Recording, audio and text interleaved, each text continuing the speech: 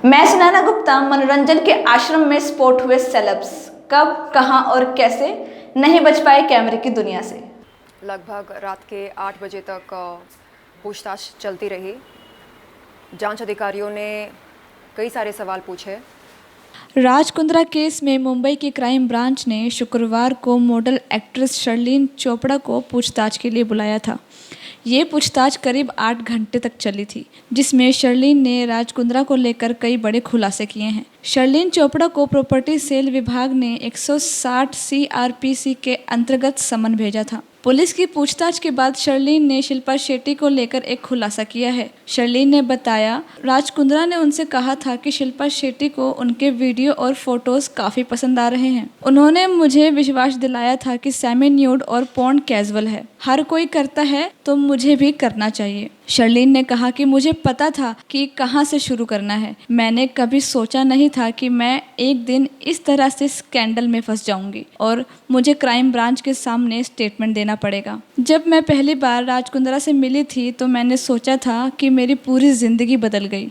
मुझे लगा था कि मुझे बड़ा ब्रेक मिला है, लेकिन मैंने ये कभी नहीं सोचा था कि शिल्पा शेट्टी के पति मुझसे गलत चीज़ें करवाएंगे। शर्लिन ने आगे कहा कि मैंने आर्म्स प्राइम के साथ एग्रीमेंट साइन किया और वीडियोस बनाने लगी। शुरुआत में ये ग्लैमरस वीडियो थी, उसके बाद ये बोल्ड फिल्में बनने लगी और उसके बाद में मुझे सेमी न्यूड और न्यूड वीडियोज़ बनाने पड़े। मुझे हमेशा से कहा जाता था कि इसमें कुछ गलत नहीं है, क्योंकि ये सभी करते हैं। शर्लिन ने इंटरव्यू में बताया कि राज कुंद्रा हमेशा उनसे कहते रहते थे कि शिल्पा शेट्टी उनके वीडियोस और फोटोज पसंद आते हैं। इससे मुझे वीडियोस पर काम करने में मोटिवेशन मिलती है। जब आप शिल्पा शेट्टी जैसे लोगों से मोटिवेट होते हैं तो आपको समझ नहीं आता कि क्या गलत है और क्या सही। जब मुझे इस तरह के वीडियो बनाने के लिए तारीफ मिलती थी तो मैं इससे बेहतर बनाने की कोशिश करती थी। जब शर्लिन को कहा गया कि शिल्पा शेट्टी ने सारे इल्ज़ाम को गलत ठहराया है और कहा है कि उन्हें इस तरह के कंटेंट का कोई आइडिया नहीं था, तो शर्लिन ने कहा कि शिल्पा बहुत व्यस्त रहती थी, वे शायद भूल गई होंगी।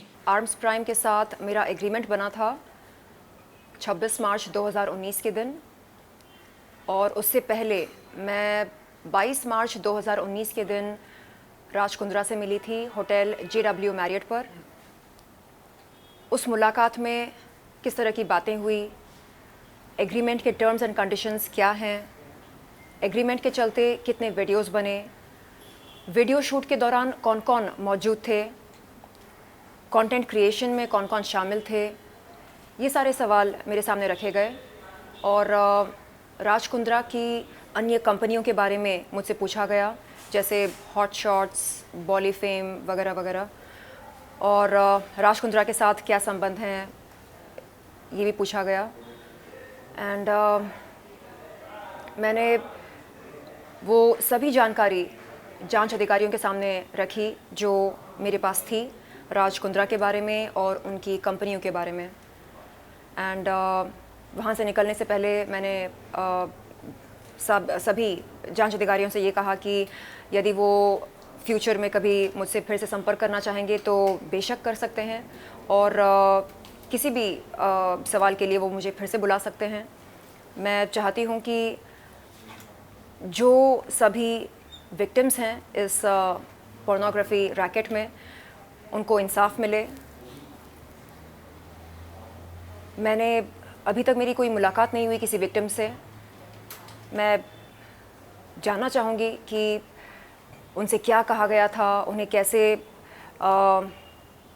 गुमराह किया गया था, और मैं चाहती हूँ कि सभी विक्टिम्स, सभी पीड़िताएं आगे आएं और अपना बयान दें, क्योंकि जब तक वो बोलेंगी नहीं तब तक पता कैसे चलेगा कि मोडस ऑपरेंडी क्या था।